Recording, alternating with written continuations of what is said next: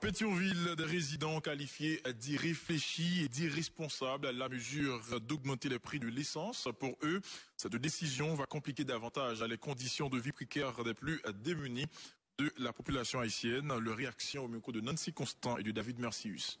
Le président c'est 20 pays, il a tout parlé dans courir, nous-mêmes nous pas rien pour nous faire, et il compte qui côté la mettre nous. Normalement, nous pensons que ça est un criminel que lié, parce que nous pas penser que Jean pays a mal marché là, pas rien qui a bien marché, pas rien qui a bien fonctionné. C'est malheureux à peser. Ça veut dire que nous tuer tête nous bailler au pays et pour dire nous qui va voyer nous avec pays. Même moi quoi que si le président affronter avant un peuple comme ça, qu'il t'a mettre peuple là au courant auparavant que Gaza va monter, mais pas quand on était comme ça pour monter Gaza sur nous. Et nous même petit chauffeur moto dans la rue à cap défendre nous chauffeur camionnette yo moun qui a pour machine ko doit joindre corps pour payer machine pour payer taxi. Jovenel pas ka di moun consacrer pour le pont gaz pour monter la mi-temps pays ça dans ça malheureux dans ça malheureux finalement Jovenel pas payer l'écraser nous d'accord Jovenel craser pays même jouer flamme soleil ça comme ça Jovenel boule pays. C'est que ça fait son criminel, c'est parce que pays a pas de monde là-dedans. C'est bien que supposé fermer dans moment là. La hausse excessive des prix de l'essence va automatiquement entraîner l'augmentation des prix du transport en commun. Les stations d'essence sont déjà fermées en raison de l'affluence des conducteurs de véhicules et des taxis à moto. Écoutons un chauffeur au micro de Nancy Constant et David Mercius.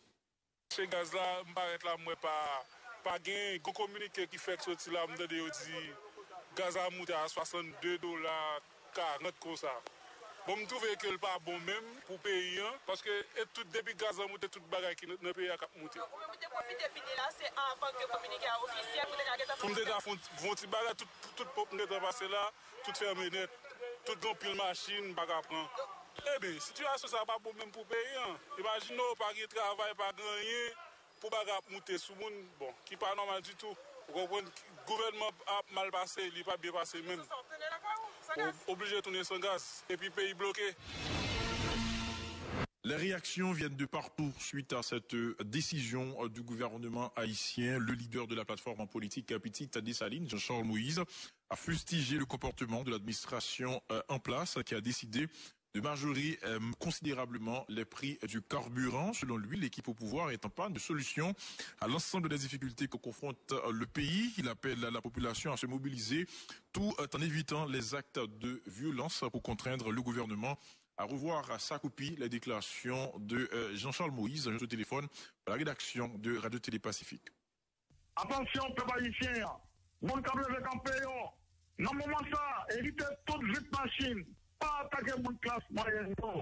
C'est pour nous gourmet. Mon qui travaille dans la banque, mon qui tombe dans l'école, mon qui est entré pour protéger, pas casser vite machine, revendiquer droit nous. Dans l'ordre de discipline. Éviter des ordres, mais continuer avec en paix. Parce que nous rendons compte que nous n'avons pas de solution. Comme haïtiens, comprenez bien ce qui a passé là. Dès que nous amenons, levez en paix, pas craser non, nous qui, c'est mon cas moyen, protégez-vous. Le sénateur de l'Ouest, Antonio Cherami, a lui aussi condamné la hausse des coûts de l'essence qui traduit, dit-il, le mépris du gouvernement pour la souffrance des couches défavorisées de la population haïtienne. Il invite ses collègues qui constituent la majorité au Parlement à se désolidariser de l'action gouvernementale pour forcer l'exécutif à prioriser les intérêts de la population dans ses prises de décision en ses déclarations. Si je dis en population frappe pied la terre, c'est pas faute li, yo tolérant pile, yo même pense que ces zombies yo tellement ou pas jamais parler, tellement yo prend coup, yo pas jamais parler, je dis à me penser, yon le premier bagage que m'a demandé collègues parlementaires pas mieux, frère mieux, m'a veut autant dire la raison. Moun qui supporte le président, majorité qui court le président, je dis, c'est seul nous qui arrêter le pays à notre salier là. Faut qu'on désolidarise avec elle et puis automatiquement on va le conformer. Parce que c'est appui le gagner. C'est parce qu'on est des majorités dans le Sénat, les majorités dans la Chambre basse qui fait que des bagages à faire pas même réfléchir même. Et je pense que je dis, peuple haïtien frappe et puis et il n'est pas capable encore, c'est pas parce qu'il est violent, c'est pas parce qu'il est dur, mais c'est parce que effectivement, ils ont senti crio à pas arriver dans le président. Côté ma parole là, c'est tout côté qui est bloqué. Pour sa part, l'économiste haïtien Idi Labossière estime que la mesure de revoir à la hausse les coûts de l'essence est légale au regard du décret de 1995. Toutefois, elle est impopulaire et représente un risque pour le gouvernement par rapport à la conjoncture socio-économique. M. Laboussière rappelle que 3 millions de personnes vivent en situation d'extrême pauvreté en Haïti. Ces déclarations. Mesure légale parce que décret de février 95 ans, le gouvernement possibilité, chaque fois que le prix en journée internationale est changé, soit à la hausse, soit à la baisse. Et depuis quelques temps, il y a des augmenté sur le marché international. Ça fait des mois, le gouvernement n'a jamais ajusté à la hausse parce que constaté qu'effectivement, la population, surtout le monde plus convivial, les 3 millions d'Haïtiens qui vivent en situation de pauvreté, d'extrême pauvreté, pas qu'à aimer. Mais quand mesure n'est pas populaire, pas que la mesure n'est pas populaire, les populations, ça ne rend pas l'honneur, sont population, et quand fait ça, c'est des difficultés économiques et financières extraordinaires. C'est parce que pas bien donné avec Haïtiens, depuis des années, pas créé emploi. Non seulement pas créé emploi, mais mon niveau inflation a peut-être lieu. Dans le même dossier, le porte-parole de la présidence, Lucien Jura, invite la population au calme et à la sérénité tout en reconnaissant les difficultés liées à la décision d'augmenter les prix du carburant sur le marché local. Il s'agit d'une décision difficile mais indispensable et incontournable, a tenté de justifier Lucien Jura au micro de Radio-Télé Pacifique.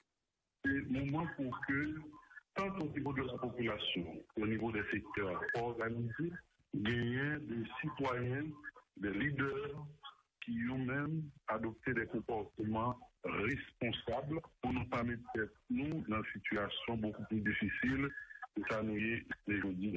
On a invité toute la population pour garder calme, pour rester serein. Dans le pays, demander souvent comprendre des décisions difficiles et décisions aujourd'hui que le gouvernement prend pour que l'État puisse. Et ça est extrêmement important pour nous porter comme précision. Pour ajuster le prix pour du pétrolier dans le pompe, c'est une décision difficile, mais indispensable et incontournable. Autre nouvelle, le président de la République, Jovenel Moïse, a regagné jeudi soir la capitale haïtienne après son séjour de plus de 24 heures à Montego Bay, à la Jamaïque, dans le cadre de la cérémonie de passation de la présidence tournante de la communauté des Caraïbes, CARICOM, au Premier ministre jamaïcain Andrew Holness. Selon le chef d'État, Haïti est sorti plutôt renforcé de la présidence tournante de la CARICOM, se félicitant particulièrement de ses rencontres avec la première ministre de la Barbade, Mia Motley, première femme à occuper ce poste, qui a promis de visiter sous peu Haïti. Les déclarations du président Jovenel Moïse. Si vous avez dit son seule équipe qui a fait barrage, vous n'avez pas gagné temps, fait 3 barrages pendant le restement d'accrédité.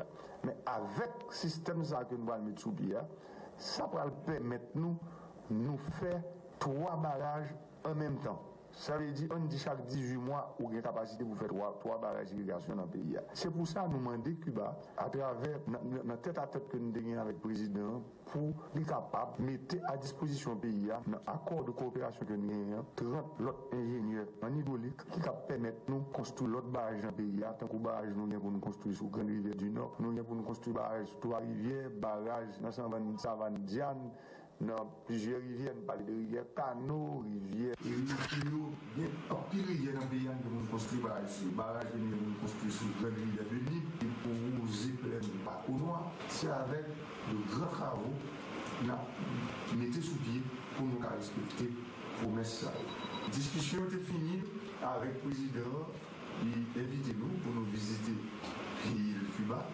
Nous avons répondu positivement. Donc, on est le cabinet à gagner pour entrer en contact et le ministre des Affaires étrangères qui est ensemble avec nous.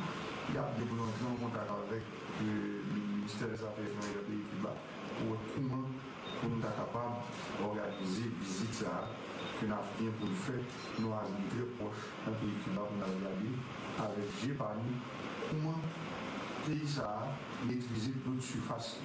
Parce que ce pays, il est plus passé de 200 rivières, dans plus de monde qui parle de 240 rivières du pays Cuba. Pas un homme qui a jeté dans la mer. Il fait réserve parce que toute une rivière, il serre toute l'autre surface à la vie pour l'aide de ces espèces, pour être capable d'utiliser pour ça, pour faire irrigation, pour nous cabrer d'eau et pour produire courant.